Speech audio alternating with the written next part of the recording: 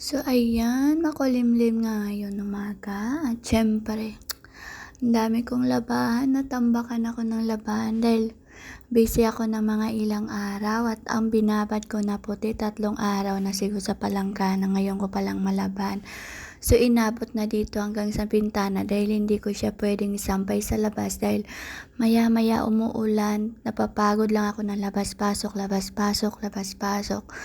So ayan, inabot na nga ako ng anong oras na mag-alauna na hindi pa ako nakatanghalian at magpiprito na sana ako ng isda. Nakita ko yung isda ko nagyayelo-yelo pa at gutom na nga ako dahil nakalimutan kong ang ilabas habang naglalaba ako. So ayan, hinantay ko munang mawala yung yelo at syempre lilinisin ko yung mga kalat namin ng mga nakaraang araw dahil syempre kung saan-saan ko lang nilagay at lilinisin ko tong isang ref namin na ginawa kong aparador dahil nagkakagulong ang laman nito, wala nang ang laman, kaya diba nakaka-stress pag wala nang laman. So ayan, nilinis ko yan, pati mga plastic bag dahil syempre minsan naggugulo na at nag-igib na rin kami ng tubig dahil wala na kaming tubig. So ayan, bumili kami dyan ng purified water at syempre itong aso kong si Karina walang ginawa kundi ang magkalat, labas-pasok ang putik. So pag naglabas yung tao, labas din siya. Pag pumasok yung tao, pasok din siya.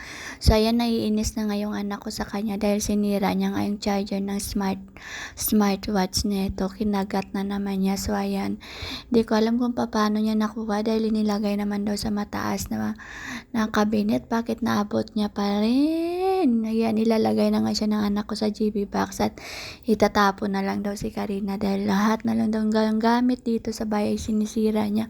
Mapachinelas, mapasapatos, mapacharger, tapos mga biskwit kung maiwanan, mga tissue sa mesa, kinakalat niya. Kapag maabot niya talaga, wala talagang ligtas yung gamit sa kanya. So ayan, ilalagay sa daw sa GB box at nagtatago rin siya. Takotin pala siyang itapon pero ang kulit-kulit niya. So ayan, gusto ko na siyang ipaampon. Ayan, nilalagay sa GB box, alam niyang gagawin kaya nagtatago rin siya, naghahanap siya ng kakampi. So ayan, o ayan Karina, pag hindi ka talaga tumigil sa kalokohan mo talaga, ipapatapon na talaga kita. So ayan, ayaw niyang lumapit kay JM dahil alam niya may kasalanan siya. Sinira niya nga kasi ang charger ng smartwatch na binigay ng tiyuhin niya. So ayan, iwan ko sa'yo Karina kung ano na lang gagawin namin sa'yo para tumino ka. Nasobrahan ka na sa pagmamahal talaga, lahat na lang talaga sinisira mo. Sinisira mo talaga. So ayan, napapagod na talaga ako anong petsa na at syempre nakapagprito na din ako ng aking ulam dyan. So ayan, ayan na nga, pinrito ko yung aking daing na bangos kahit nagyayelo-yelo pa dahil gutom naman ako. Siguro maluluto din naman yan kahit siya frozen, no, diba? So nag-prepare na rin ako ng sausawan ko, yung may kamatis at sibuyas, nilagyan ko ng toyo, tapos nilagyan ko ng isang perasong kalamansi. So ayan, masosolve na naman yung aking tanghalian. So ayan, naka-ready na nga yan at habang nagre-ready ako, tumutunog-tunog ang aking tiyan. So ayan, medyo toasted na yung aking daing na bangos. At syempre babalik pa rin natin kay para mas masarap pag toasted talaga. Ayoko na medyo hilaw.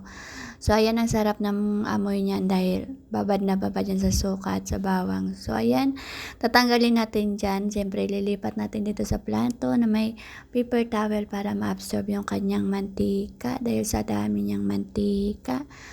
So ayan, tiningnan ko ngayong aking labahan at 3 seconds na lang magsasampay na ako at wala nang ang space dito sa sampayan ko. Siyempre wala tayong choice, kailangan natin ubusin. May isa pa akong load, ayan, ang dami pa, diba? So ayan, mabuti na lang din at dumaan yung basura kaya wala ng basura dito sa laundry area. So ayan, makakakain na rin tayo. So ayan na pala yung ulam ko, diba? So ayan na nga, dumalakas na naman ang hangin sa labas dahil mag-uulan na naman. At suspended nga pala ang klase ngayon pero late na nila in-announce kaya nasa school na yung anak ko bago pa sila nag-announce at umuwi na lang din ng bahay. So ayan, kumain na tayo dahil gutom na ako. At alam nyo ba, masarap kumain kapag nagkamay. So ayan yung ulam ko at ayan yung kanin ko. Konti lang ako ngayon kumain kasi parang hinihingal na ako. So ayan, ang sarap ng aking ulam. Bagay na bagay sa maulan na panahon ang ating daing na bangus. At syempre magkakamay tayo kasi dito mo talaga pag, alam nyo, pag gutom na gutom ako, hindi ako nagkukutsara. Gusto ko magkamay kasi 'di ba? Mas feel ko kasi yung kinakain ko pag nagkakamay ako. So, ayan, piniflex ko lang yung aking ulam at syempre alam nyo na, gutom na ako dyan talaga. Kung Ulan na, makikita tingnan nyo, mo. ang itsura ko dyan Di pa mula tayo umaga tapos hanggang maglaba, ngayon, nag-ulan yan na pa rin. naman. Oh. So, ayun, kung nakikita nyo, nag-uulan na naman sa labas. At syempre, ako yung natatrabaho pero si Karina yung napagod. So, ewan ko na lang sa kanya. Ganyan din ba yung alaga niyong aso? So, ayan, maraming salamat sa panonood ng ating video. See you on our next vlog. Thank you. Bye-bye. At tatapusin ko muna tong aking sinampay dahil lumalakas na naman ang hangin at wala na namang gagawa nito maliban kay ako. So, ayan nga, binalikan na natin at nailunod na natin ang ating pang-apat at ang ating panghuling labahan. So, ayan. So, anong ginagawa nyo ngayon? Sigurado pare-pareho tayo ng trabaho ngayon. Kaya sabi ko sa inyo, wala tayong magagawa dahil ganito ang buhay, nanay. So, ayan. Bye-bye. At kahit pagod, kailangan happy lang tayo. Diba? Bye-bye. Maraming salamat sa inyong panonood. Thank you so much.